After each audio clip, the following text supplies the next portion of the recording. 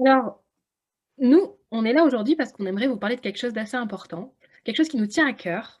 D'abord, on va se présenter et ensuite on va vous parler de notre sujet. Donc je suis Julie Abad, je suis consultante en parentalité et en éducation consciente et aussi en développement personnel. Je vous accompagne en séance en privé, mais aussi sur de la formation. D'ailleurs, cette capsule, elle va vous servir à ça. À toi, Marie-Élise. Ok, bonjour, bonjour Julie. Eh bien, je suis Marie-Élise, Marie-Élise Château, coach professionnelle dans la région des trois pays vers la Suisse, l'Allemagne et la France. J'habite en France. Et j'accompagne l'adulte hypersensible, eh bien, souvent en transition professionnelle, mais bien souvent, eh bien, l'adulte hypersensible est aussi parent, et bien sûr, et parent notamment d'un enfant hypersensible. D'où sans doute notre sujet commun, Julie. Oui. Alors, du coup, de quoi on va parler aujourd'hui? On va parler des hauts potentiels, de l'hypersensibilité et surtout de la parentalité. Le programme d'aujourd'hui, c'est déjà, quand on est parent, de quoi avons-nous besoin? Qu'est-ce que nous cherchons et qu'est-ce qu'on souhaite pour nos enfants? Bah, on souhaite que nos enfants soient bien, qu'ils soient apaisés. C'est une évidence.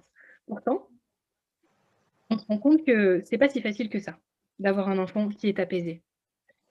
On a aussi envie que son enfant ne soit pas jugé ou critiqué en société, parce qu'il a beaucoup d'émotions, parce qu'il exprime plein de choses. On n'a pas envie que quand son enfant pleure dans la cour de récréation, par exemple, ou parce qu'il a une mauvaise note, certains enfants soient attentifs, mais qu'en face, d'autres le plaignent de le voir aussi affecté. Du coup, on aimerait bien qu'il passe à autre chose, ou qu'il arrive à gérer ses émotions, ou bien que ses camarades ne le frustrent pas, ou même les surveillants. Combien de fois on a entendu les adultes dire: «Bon allez, passe à autre chose, oublie, c'est bon, c'est pas la fin du monde». Mais qu'est-ce qui se passe dans la tête de votre enfant? Il y a aussi la question de: «OK, j'ai envie qu'il se calme moi, parce que j'ai l'impression qu'il exagère, j'arrive pas à le suivre». Et vous avez le droit de pas arriver à le suivre. Mais du coup, face à ses pleurs et ses colères, quand on n'a plus aucune solution, qu'est-ce qu'on fait? Et s'il y avait un autre problème? Et s'il n'était pas normal? Et comment fonctionne mon enfant? J'ai besoin d'être rassurée par un professionnel, de savoir quoi faire, quoi dire par la suite. Ça, c'est vraiment ce que vous pensez. Ou alors, tout simplement, vous avez envie qu'il arrête de pleurer. Fin de l'histoire. Parce que je comprends pas pourquoi il pleure, moi. Je suis parent, je vois mon enfant qui déborde d'émotions. À un moment donné, je sais plus quoi faire, je vois pas pourquoi il pleure. Ça, ce sont toutes les questions qu'on peut se poser quand on est parent d'enfants hypersensibles. Maintenant, Marie-Élise, j'aimerais bien que tu nous expliques qu'est-ce que c'est l'hypersensibilité. Merci. Bah, écoute, oui, effectivement, l'hypersensibilité, qu'est-ce que c'est? Eh bien, c'est une différence déjà physiologique, au niveau du cerveau. On appelle ça, un fonctionnement du cerveau en arborescence et contrairement au fonctionnement en linéaire de la majorité des gens. Parce qu'il faut savoir déjà que les personnes hypersensibles, elles représentent environ 20 des gens, donc ça fait une personne sur 5 à peu près. Et donc, elles ont ce fonctionnement en arborescence qui est différent. Et ça, c'est physiologique, c'est-à-dire on est né avec et ça va nous accompagner jusqu'à notre dernière demeure. Si bien que c'est ça un peu le challenge de la personne hypersensible dans la vie, c'est de réussir à en faire un atout parce que c'est quand même une richesse, une multipotentialité qui est cachée derrière un trait de caractère qui, tout d'abord, va s'exprimer chez l'enfant, effectivement, comme tu l'as décrit, plutôt par des émotions qui ne sont pas contenues, des émotions exacerbées et bien peut-être une relation très riche entre le parent et l'enfant, mais aussi souvent ben, un peu frustrante parce qu'on ne sait pas, on sait pas. Qu'est-ce que c'est d'autre l'hypersensibilité? Tu l'as dit, ça englobe en fait les termes de HPE et HPI, donc haut potentiel émotionnel et haut potentiel intellectuel. Et là, je pense qu'on va parler plutôt de du haut potentiel émotionnel, puisque c'est lui vraiment qui va exprimer ses émotions de façon exacerbée. Il va se mettre à pleurer, il va peut-être se mettre à crier, tandis que le haut potentiel intellectuel, lui, va avoir tendance à, parce qu'il a cette faculté-là, à les étouffer, ses émotions. Il les garde en dedans. C'est pas bon non plus, mais ça fait moins de vagues, ça c'est sûr. Donc, je pense que c'est plutôt de l'enfant HPE dont on parle. Voilà pour l'hypersensibilité. Et oui, c'est important que ça touche aussi bien les enfants filles que les garçons. Il y a autant d'hommes que de femmes qui sont hypersensibles, même si on a plutôt tendance à assimiler ce trait de caractère aux valeurs féminines, hein. Eh bien, c'est bon à savoir qu'il y a autant de petits garçons qui sont hypersensibles que de petites filles. Est-ce que tu avais d'autres questions sur l'hypersensibilité pour que je complète ou... Eh bien, j'ai surtout une question, c'est comment on fait, quand on est adulte face à un enfant? Et surtout, c'est quoi la posture de l'adulte face à lui-même finalement? Alors, il y a 2 cas de figure, bien sûr. Là, on parle de l'enfant hypersensible et il y a un caractère héréditaire, mais bien entendu, on peut être aussi bien un parent hypersensible qu'un parent non hypersensible. Alors, il y a des avantages et des inconvénients des 2 côtés. Si le parent hypersensible s'ignore lui-même, eh bien, ça va faire un effet miroir qui va plutôt être négatif. C'est bien de prendre conscience de ça. C'est-à-dire que l'adulte, toute sa vie, il a essayé de cacher cette hypersensibilité, il s'est contenu, il s'est entendu les réflexions que tu disais avant, donc il veut éviter à l'enfant la même chose. Donc en fait, cet effet miroir va peut-être être tellement fort qu'il va avoir du mal à supporter du coup les réactions de son enfant et peut-être pas avoir l'oreille, l'écoute dont son enfant aurait besoin. Donc c'est pas forcément un avantage. C'est pour ça que moi j'accompagne les adultes. Je pense que c'est aussi très important dans la relation, dans le rôle de parent, dans la parentalité et la relation à un enfant, que l'adulte déjà comprenne s'il est hypersensible, qu'est-ce que ça a fait dans sa vie. Et ben, voyez, l'enfant là, c'est pareil. Son enfant va lui renvoyer quelque chose et c'est peut-être des fois sa réaction à lui-même qui va être exacerbée par rapport à l'émotion de l'enfant. Donc ça, c'est une prise de conscience qui serait vraiment intéressante de faire pour apaiser la relation. Le deuxième cas de figure, c'est si le parent n'est pas hypersensible. Alors, ça va peut-être être les personnes, oui, qui vont avoir aussi du mal à comprendre qu'on réagisse comme ça, elles. Mais voilà, si elles aussi, on leur dit ce que c'est que l'hypersensibilité, que plus on va vouloir étouffer, cacher, plus ça va en fait déborder, parce que c'est ça ce qui se passe. J'aime bien prendre pour moi l'exemple de rougir. J'ai beaucoup rougi, c'est une obsession, mais de tous les jours pour moi. C'est pourquoi pas peut-être dire même de toutes les minutes à un moment. Et finalement, du jour où j'ai compris on m'a fait comprendre et que j'ai compris enfin que c'était plutôt un signe d'humanité, que c'était plutôt quelque chose de beau, eh bien depuis, bah, ça a comme soulevé une chape de plomb et du coup, je rougis beaucoup moins. Et d'ailleurs, si je rougis, bah, en fait, je m'en fiche un petit peu. Donc, c'est un peu ça le processus pour chaque réaction, réussir à avoir cette prise de conscience-là que ça dérange qui si un enfant pleure, en fait. Mmh. C'est fondamentalement pas si dramatique, c'est l'environnement, la société qui nous a fait prendre ça comme quelque chose qu'il fallait pas faire. Mais au fond, c'est pas si grave. Bon, les cris, c'est peut-être plus embêtant, mais bon, il suffit de les supporter. Je peux te raconter une petite anecdote justement à propos de l'éducation. Mais j'ai 2 filles et ma deuxième fille est clairement HPE et au moment des 2 ans où ils disent non à tout, hein, ah, c'était des crises, mais difficiles. Hein. Et il n'y avait rien d'autre à faire que de les laisser passer. Donc ça, j'avais compris ça, même si je ne savais pas mon hypersensibilité à ce moment-là. Et la maîtresse de mon aînée, c'était en maternelle, elle me voyait une fois, elle voyait ma cadette pleurer de 2 ans. Mais vous faites rien, je dis. Oh là là, vous savez, il faut que ça se passe. Il faut qu'elle le fasse, je la laisse. Et ce qui est rigolo, c'est qu'elle n'avait pas encore d'enfant, la maîtresse, et 2 ans plus tard, je la rencontre dans la rue et elle me raconte ça. Ah, maintenant que ma fille a 2 ans et qu'elle se met à pleurer, qu'elle est dans le non, je pense à vous. Je me souviens comme vous m'aviez dit, bah, il suffit de laisser, il faut attendre, ça va se calmer. Parce que c'est vrai qu'il n'y a pas beaucoup d'autres solutions. Mmh. Tu veux dire que du coup, finalement la posture de l'adulte envers l'enfant, c'est de laisser faire, c'est d'accueillir, c'est ça? Mais il y C'est a peut-être ça. d'autres petites choses à faire. Par exemple, Mhm. qu'est-ce que la posture de l'adulte envers l'enfant? Du coup, dans les accompagnements parentalité, moi, ce que je propose aussi, c'est effectivement, on a parlé tout à l'heure de l'effet miroir. Bah oui, c'est de reconnaître, l'effet miroir que votre enfant vous renvoie et la distance, prendre une distance par rapport à ça. Quand les émotions en vous sont très fortes aussi, Quand ça vous énerve, que ça vous irrite tout de suite, c'est que ça vous renvoie à quelque chose en vous en premier lieu. Donc ce n'est pas votre enfant qui déclenche ça finalement, c'est ce qui se passe en vous qui est déclenché par la réaction de votre enfant. C'est important d'en prendre conscience.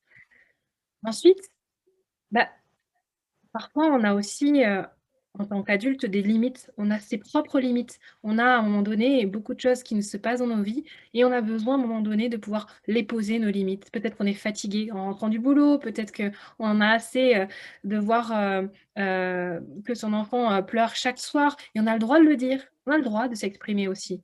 Mais est-ce que c'est s'exprimer en privant l'enfant d'exprimer ce que lui aussi a exprimé? Ou est-ce que c'est s'exprimer en posant ses limites et en apprenant à son enfant que c'est bon de poser des limites aussi pour soi-même, pour se préserver?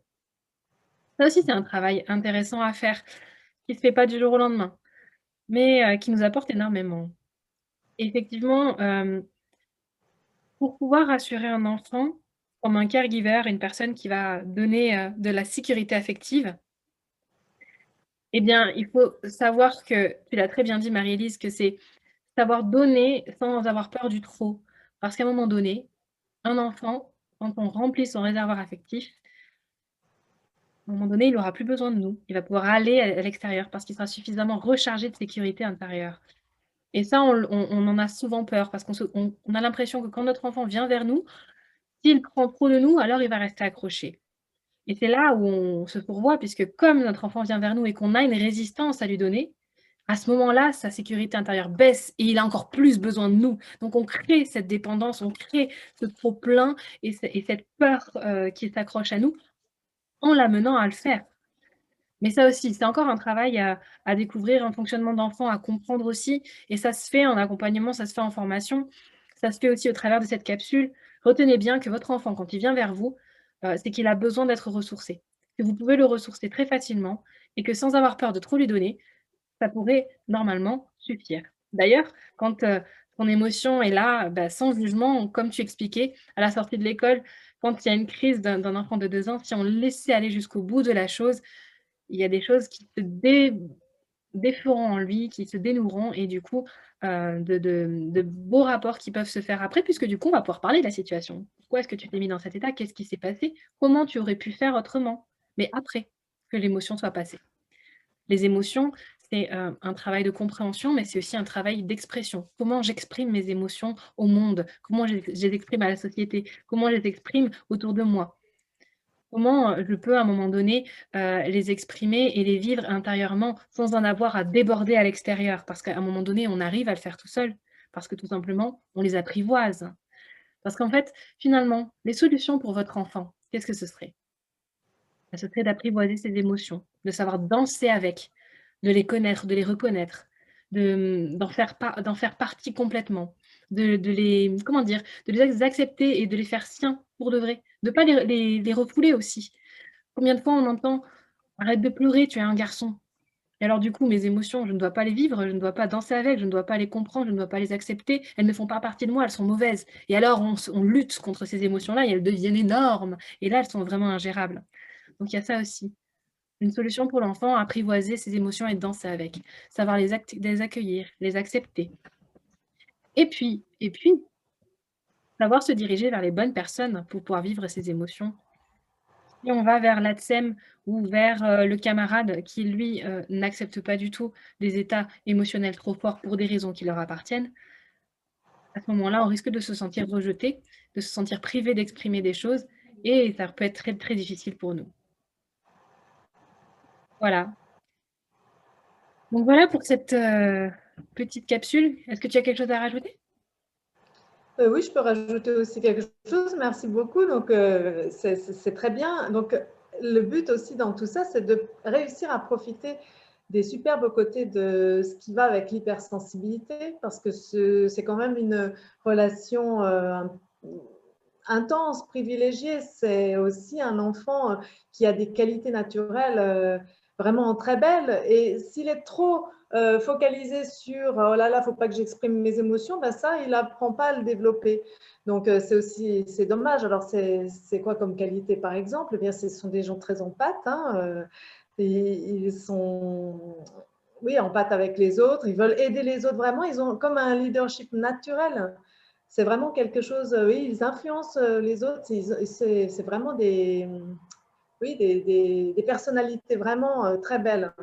Et souvent, elles sont bloquées par ces émotions débordantes qu'ils croient devoir canaliser, comme on dit parfois.